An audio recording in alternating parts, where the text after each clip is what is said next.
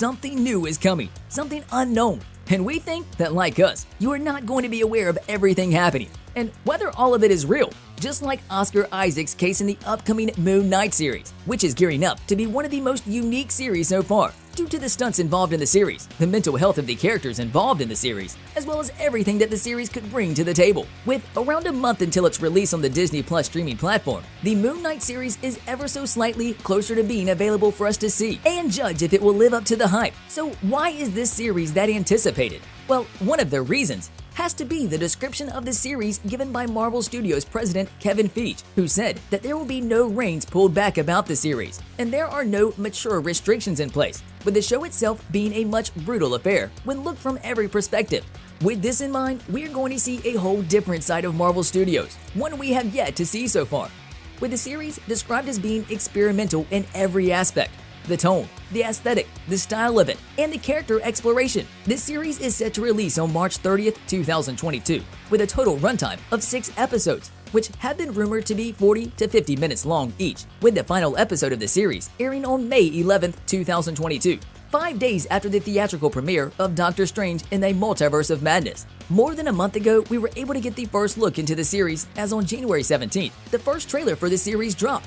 The trailer does a very good job of depicting Oscar Isaac's character and his dissociative identity disorder, a condition that means he has multiple personalities, with each of them having their time to shine in a way. So far, the 2 personalities we were able to see were Stephen Grant and Marc Spector, with each of them, or one of them, we still don't know who's struggling to sleep, with them not being able to distinguish the time between the real life and dreams. The rest of the trailer showcases the wild and surreal ride of the character, with Grant or Spector being pursued by the ancient Egyptian moon god Khonshu, the one that grants Grant and Spector with superhuman abilities after he is betrayed by one of his own and comes close to death himself. One other interesting character that we don't know pretty much anything out of the details given to us is Ethan Hawke's Arthur Harrow, who is a cult leader and the villain of the series, or at least one of them. He is also one that will somehow guide Grant and Spector towards his potential and his embracement of the superhuman powers he doesn't know he has at the time. You're bloody useless, Stevie. Steven.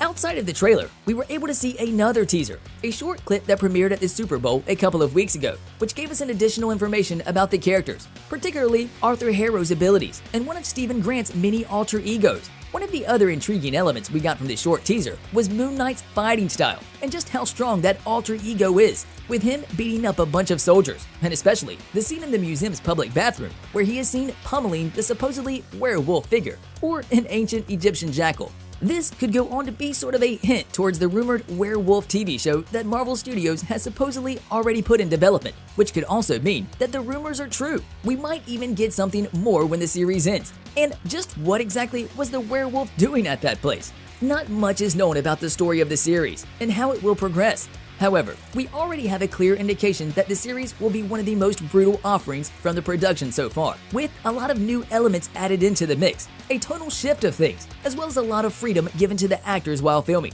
A thing Oscar Isaac has reflected upon, and a thing he is grateful for, as he said that it was because of the freedom that was given to him that he was able to make the character even greater, which, according to Isaac, ultimately gave the entire series a better focus on the multiple personalities and motives of the titular character. And we can be grateful that it turned out like that, because we think we will be scratching our heads on occasion while we are watching the series in our homes.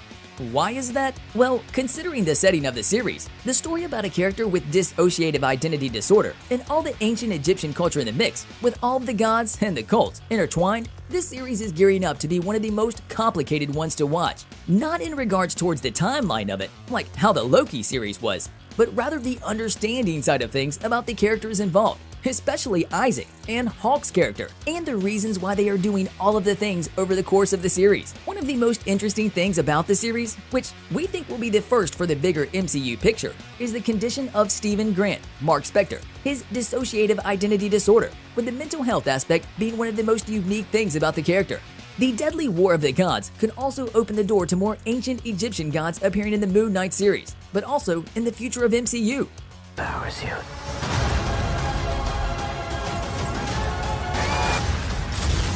The horror elements of the series will play a big part in the series, which could lead the character towards the supernatural orbit side of things.